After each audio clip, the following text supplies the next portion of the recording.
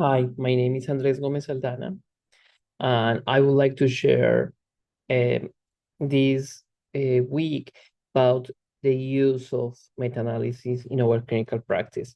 And that was based on the question that was posted on our forum, and is, would you be comfortable using the results from meta-analysis to change your clinical practice?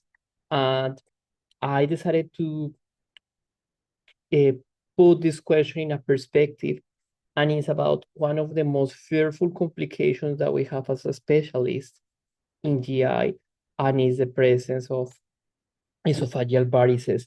So we have patients with cirrhosis, and sometimes patients are developing portal vein thrombosis or any cardiovascular complications such as atrial fibrillation or a a mechanical valves and requires anticoagulation. So sometimes when we are seeing patients with bleeding, are concerned about the use of these medications in the clinical practice. And we decided to review this article that was published this year, and it's the first one on its class, describing the safety of these therapy in patients that are undergoing endoscopic variceal ligation. So basically, what they could find here is that the anticoagulation did not increase the risk of bleeding in these patients.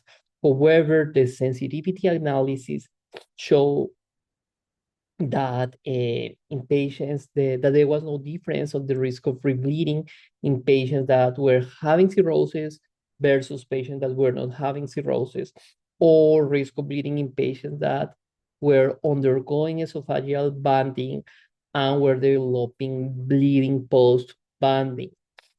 So this is what we could see here. For example, when we are checking the odds ratio, in this case was a dichotomic variable, bleeding or not bleeding.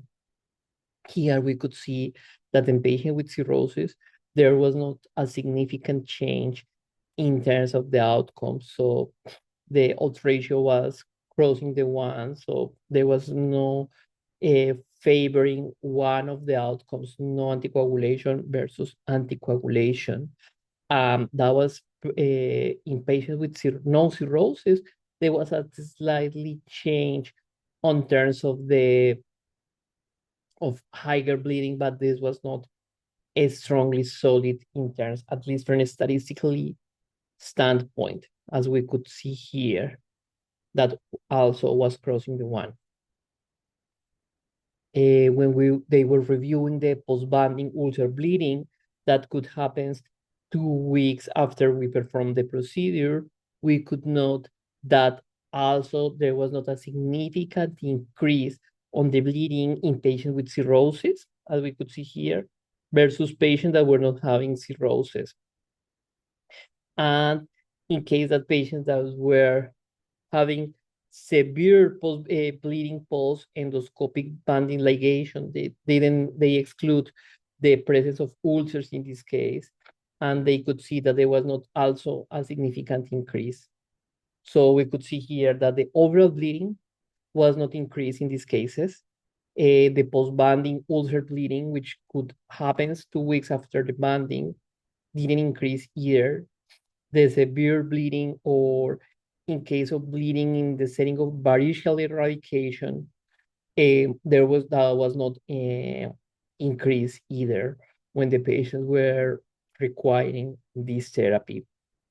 So what we could see here is that they could recommend us to proceed with band ligation in patients that are taking this type of therapy. However, from my clinical experience and standpoint, you will feel a little bit fearful about doing it, considering that when you are having this bleeding, for example, post-ulcer bleeding, you struggle to find to control the source of bleeding and the different type of therapies that could control you. So you don't want to expose these patients to these risks performing this procedure. So we could see here that the heterogeneity was calculated, and it was they were obtaining a score of 67%, which is also suggesting that there is a moderate heterogeneity, which means that not all the trials were homogeneous in terms of variables and outcomes, which could also reduces the strength of this meta-analysis. Thank you.